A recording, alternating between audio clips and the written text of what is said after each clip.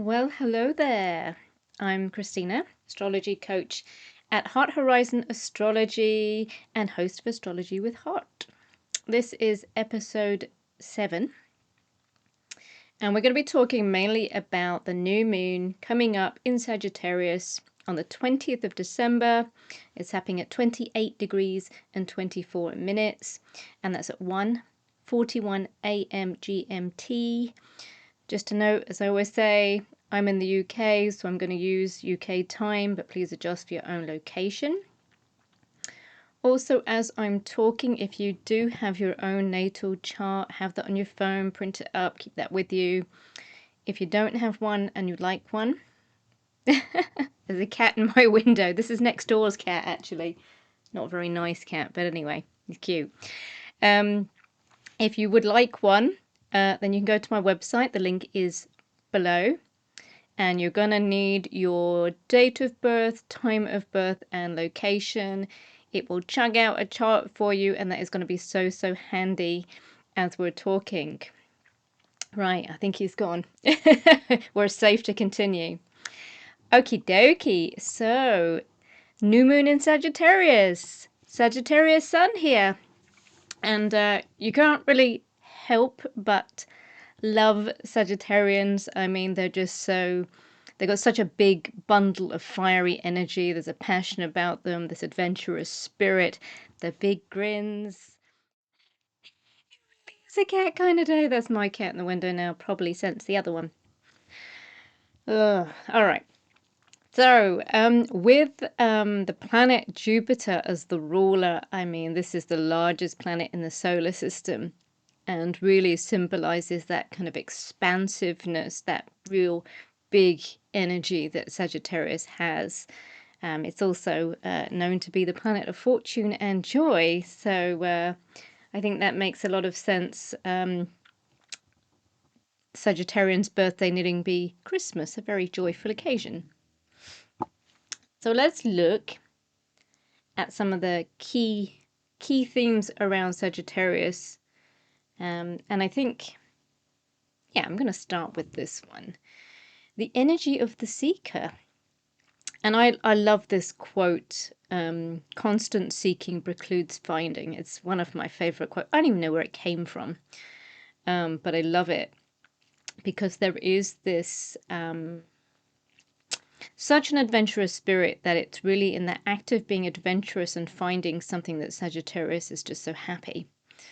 The only thing about that is that if we're constantly in this state of getting somewhere or finding something, then how do we know that we've ever found it? And so it's something I've been musing on for absolutely months now of this, quit all your looking. What are you looking for? Maybe what you're looking for, you already have. And so there's this energetic shift here in my mind, which I think shifts into the side of Sagittarius, which is about sensing and locating that meaning in something, is realizing that you already have it. And really you can find meaning in anything if you sit with it long enough and consider its value. Psychologically, Sagittarius represents our innate drive to expand upon beyond the known. Geez, I can't talk today. Expanding the horizons and pushing those boundaries of consciousness. So Sagittarius as adventurer, as seeker, is very much linked to travel, long distance travel. And this travel can be physical travel, as in traveling all around the globe, exploring different spaces, different people, different cultures. And I think that Sagittarius is wonderful at that almost innate understanding of other cultures and this kind of smooth transition and being able to really be comfortable in them. And also this love of curiosity of other people and other places and other histories and what they can muse on. But it's also true to say that that travel and that seeking at that adventure can take place in the mind. And so you will find a great many Sagittarians being very much involved in study in some way, whether that be very mainstream, traditional academic study, or kind of off the wall study alternative, or even just so much reading. So anyone that knows me knows that I have enough books to fill a few libraries, because learning is just so much in our blood. We just want to know everything to expand ourselves as far out as we can, right? Philosophy. Philosophy is another big term that we would associate with Sagittarius, and it's like this pondering on some of the biggest questions, like who are we and why are we here, and what is life, what is Earth, what is the solar system, how did it come to be? You know, all of these real typical big questions that we have. Sagittarius is really interested in those because it's very much about the broad, what I call the broad sweep. It's not so detail driven as a sign like Virgo might be.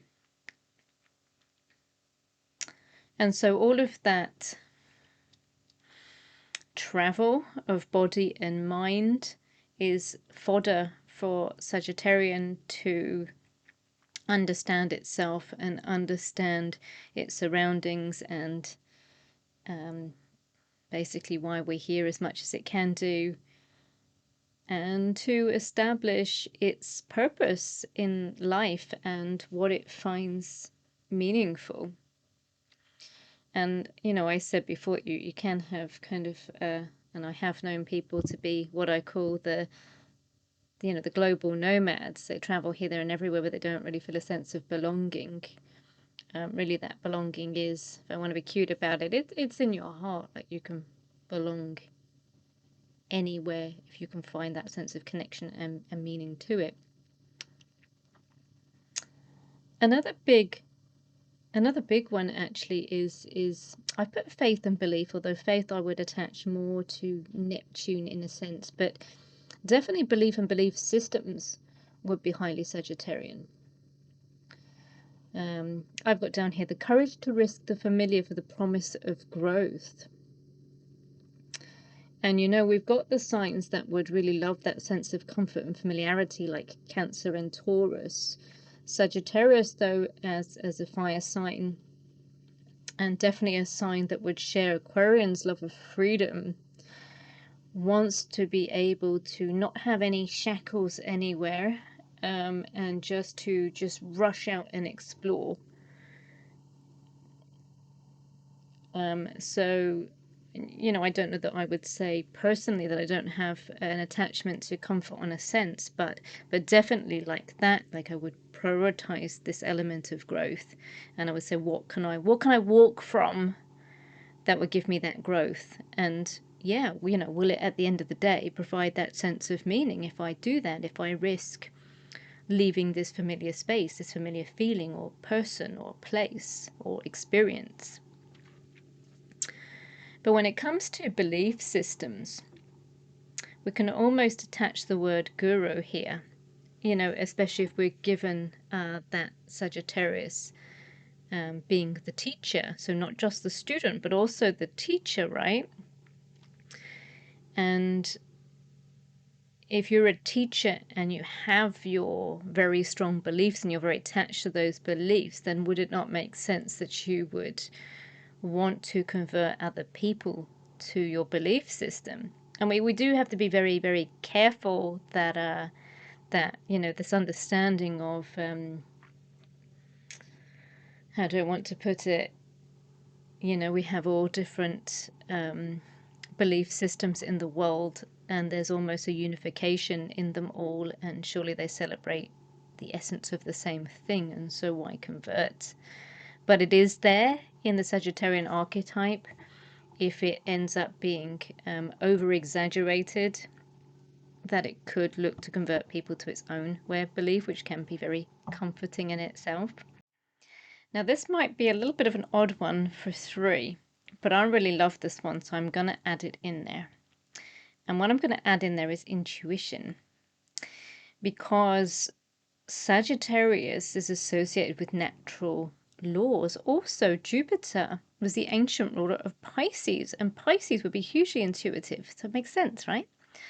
And we kind of refer to this as the knowing of something but not knowing why. So a little bit like if you remember at school and you would you'd have your maths test, right? Your maths exam. And you'd have to do all of your calculations to get to the response. Well, it's a little bit like knowing the answer but not knowing the calculation of how to get there. And this has happened to me so many times in life, like where I've just said, this is going to happen, or he was thinking this, or she must have thought that, with no way of actually knowing that they did until it gets confirmed later on. You're like, sometimes you just have to trust that you know things.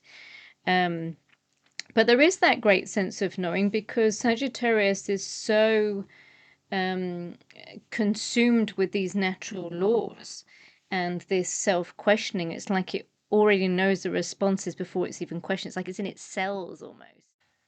So you may wonder, with all of this good fortune, this joy, this expansion, this adventure, what could possibly be the shadow side of Sagittarius?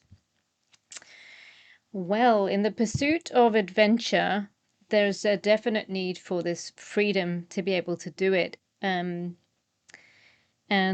if we're constantly unanchored and free, then we don't really commit, we don't really settle, we don't really find and build that sense of home.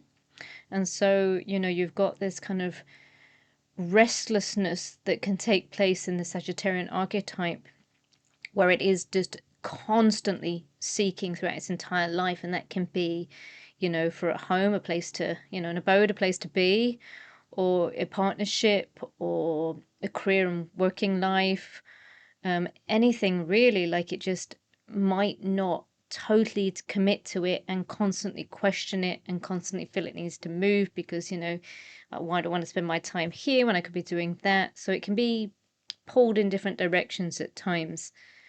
It's a fire sign too. It has that kind of passion and that initiatory kind of energy to it as well. So it constantly wants to start things. Doesn't mean it necessarily wants to finish them. Considering that restlessness too,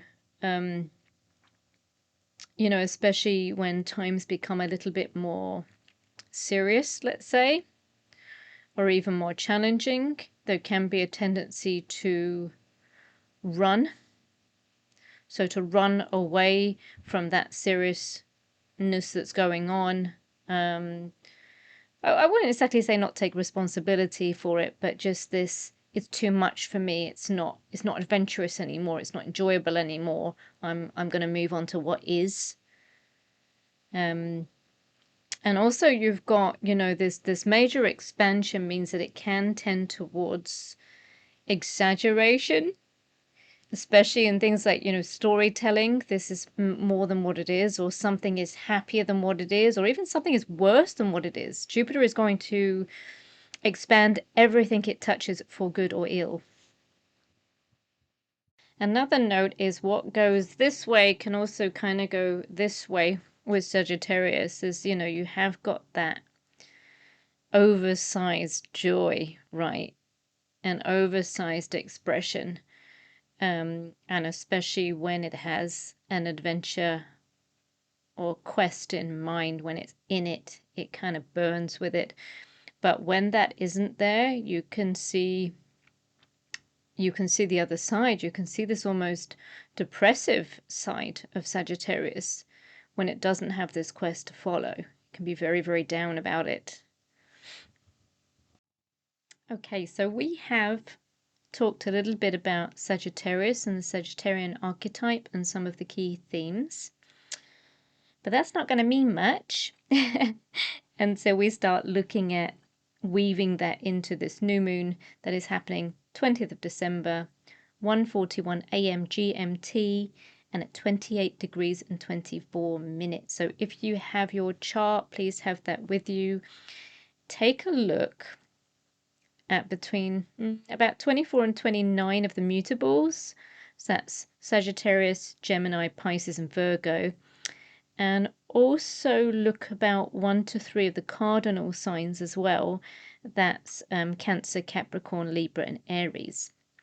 So just take a look there, because there is a lot happening in Sagittarius at this time. There's a lot, there's like a major conjunction going on here, kicking off with Venus. So we've got Venus at 24 Sag, then we've got an asteroid, which is Juno, the committed partner or partnership, at 26, the Sun, the Moon at 28, and then we've got Mars at 3 Capricorn. So if we take all this together, because usually in conjunctions, they tend to kind of smudge together. They merge into kind of one energy. And it's quite nice, actually, that we've got that mixture of Sagittarius and Capricorn going on. So we've got like Venus kicking it off, saying, here's this new adventure, here's this new quest, here's this new area of learning and exploration. Here's me firing my bow at something that could relate to a relationship, a value, or finances. Juno there suggesting something more committal. And then Mars at 3 Capricorn is like the grounding piece, because whereas, Sagittarius fire sign is restless, let's go and explore, let's get out there and keep looking. Capricorn is actually a sign of restriction, and I want to just ease some of the negativity around the word restriction, right? Because in this sense, I think it can be very favorable. So let's say we are looking to commit something, we are looking at something that's going to have some long-term value from it, perhaps something to do with a relationship or partnership, perhaps something to do with our values and belief systems, perhaps something to do with our finances, actually a pension plan or some kind of long-term saving. Having that Mars there, like the action, the desire of, to commit, to restrict to this and this only. So I want you to imagine, like, when you're very young and you're in your, your kind of primary school, entry level, kindergarten, if you're in the US, you're this bundle of energy and you do everything. Kids do everything. They just soak it up like sponges. But as we grow up, we start to make choices. We start to mature and become responsible, and we ground. We make those selections and we ground and we commit to them long term and we restrict. So if you think about it, you get to high school, senior in the US, you get to this level and you start to make choices. What am I going to let go of now? What don't I need to study further at this point in my life, or at least in this location? What am I going to focus on and dedicate to? And then obviously as you move towards, your college, university, you're really being quite restrictive of your choices, but you're deepening and what's the word? You're creating more longevity. You're going forward with them. So, you could commit to something over 3 years, 5 years, 7 years, right? So that Mars to me in Capricorn gives that grounding, gives that, a little bit more to the committed energy, going the long haul, separating from all other ideas, options, etc. And, really making a pact to continue on this path. And this is fantastic energy for any kind of personal commitment, i.e. marriage, maybe moving in with somebody. If this is falling around your 4th house, maybe you're, setting up home together or moving in together. If this falls in, could be your 7th, which could also be personal relationship, but could be business partnership, shaking hands on a long-term business partnership. If it's in your 9th house, but that won't matter in a sense because already in Sagittarius, could be long-term study. Perhaps you're the student, maybe even you're the teacher, maybe you're traveling abroad to teach. So I think this combination is quite nice. There is something to be aware of though, isn't there always? So yes, we do have this beautiful conjunction coming together for this quest adventure and also this, being more committed. But we also have a square happening, and I'm just going to adjust the chart slightly here just to simplify it. So you can see there those red lines there with the little squares. All of this energy is going to square to Saturn and Neptune, which are both there in Pisces. Neptune not long stationary direct at the 29 degrees, the anaretic degree, the fullness of the archetype, and so it's basically Pisces to the max. And I've spoken a lot in my blog posts, I've spoken a lot in previous podcasts because it's been a long-standing transit of this conjunction between Saturn and Neptune in the relationship to more permeable boundaries, to questioning our boundaries, to shifting them a little bit, the kind of the chameleon that Pisces can be. Also, this idea of illusionment, disillusionment that can happen with Neptune. Whereas it's quite interesting to have these two together because Saturn is about boundaries. Saturn's about reality and society, and whereas Neptune might say, "Oh, I dream what this will be," Saturn is like, "Well, it is what it is." It's a phrase that we often say at home, when we're just saying we just kind of have to accept something, and there is a sense of acceptance in Neptune. But if we feed that into the Saturn, it is saying, look, I might not like this situation. It might not be my absolute dream, but you know what? It is what it is right now, if I'm just looking at it, at reality. And that doesn't mean it can't change. It just means we have to have a sense of understanding of really how it is, and not being caught up in fantasies, right? Because there's a big difference between fantasies and dreams. So with this, whenever we see a square, we see it's a little bit challenging. It's like it can't look round the corner. So it may be a little bit blindsided or blinded. It may have been looking at things through, those rose-tinted glasses that Neptune sometimes wears, not seeing things quite as they are. And now, as we get Neptune direct, it's like, oh, I'm starting to see exactly how it is now. And I think that if we can use it positively, pave the way for the decisions that we can make, for the quest and the path that we wish to follow. And it may be that we have to realize that something has been an illusion, and that we need to kind of get back to the good path. And Neptune can sometimes indicate a loss of some kind. We may have to say goodbye to something. It is the final sign in the zodiac, ruler of the 12th house, the sign that can signify endings. So maybe there is an ending here before we start a new quest and beginning. If it is something like a move, then there's a natural divide there between something ending and something beginning. If it's, as I say, if you've got a teaching spot and you're traveling long haul to get there for 5 years or whatever, that's a considerable loss and gain going on.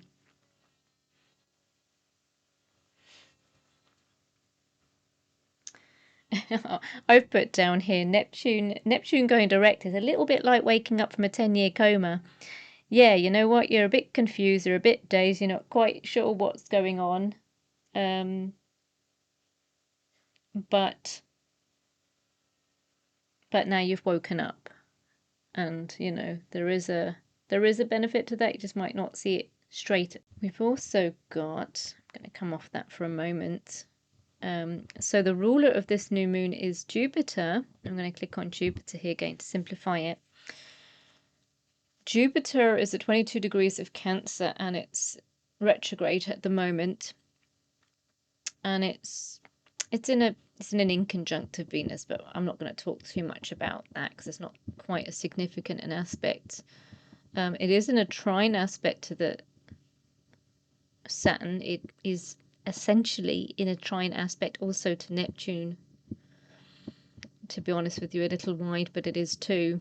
And there's a positivity in that. And as I said before, Jupiter being the ancient ruler of Pisces, it does have a little affinity there too.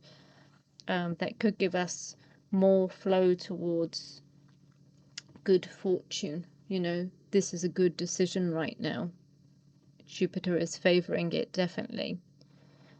We also have this square going on. Don't mind this one this side, but we've got this square going on to Chiron, another asteroid. And Chiron is known as the wounded healer. So Chiron tends to show us where the deepest wound is that, you know, we've kind of got to live with, but somehow understand and manage. And it's in the sign of Aries. Aries being the first sign, and very much about identity. I mean, not just identity, but also, you know, about how we initiate and follow our desires. Because Aries tends to love the freedom of being able to follow those desires.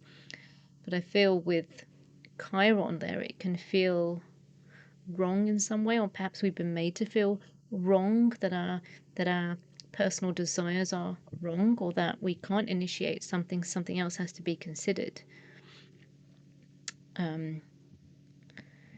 You know, or that, you know, somewhere in identity there's a flaw of some kind, or something that we haven't made sense of, or perhaps we feel ashamed of, you know, or that it doesn't fit in somewhere, we don't fit in some way.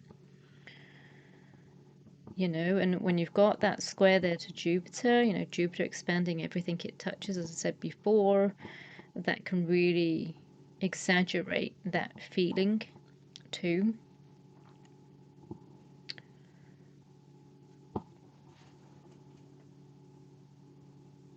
When you think about the sign of Cancer, I think about, you know, bonding, home, family, and the strands that we have between us that make us feel secure, but also, you know, I need you. And I think whenever you have, especially when you have Jupiter anyway, and you have any square like that, it can be, you know, are we over dependent in some way on something? Is there an over dependency happening here? Maybe we're over dependency on safety. Maybe we're over dependent on our families. Maybe there's a wound that we need them and we know they need them and we wish we didn't. Maybe there's a sense of, with that identity, my family is the only one that knows me, good or bad. Yeah. And, you know, when I'm attaching that now to this new moon in Sagittarius, I'm like, is there something that we need to free ourselves from, break away from, you know, just, right, you know what? I know that my family know me. I know that I'm over needy there. I know that I'm over comforted there. But you know what? I need to break completely away from this and travel, you know, or do something else.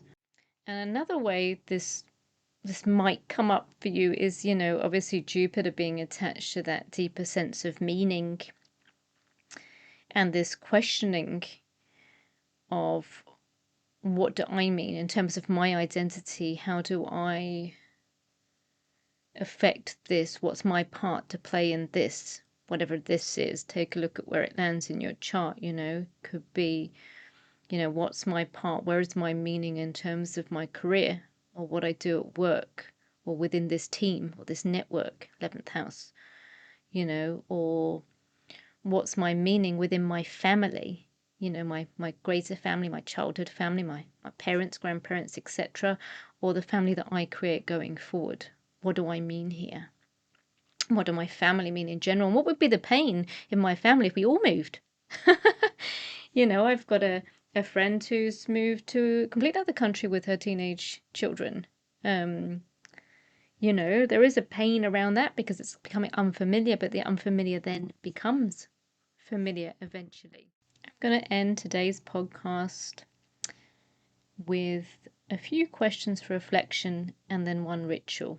There are plenty more questions and plenty more rituals on the blog post. I'll pop the link below if you want to take a look at those as well.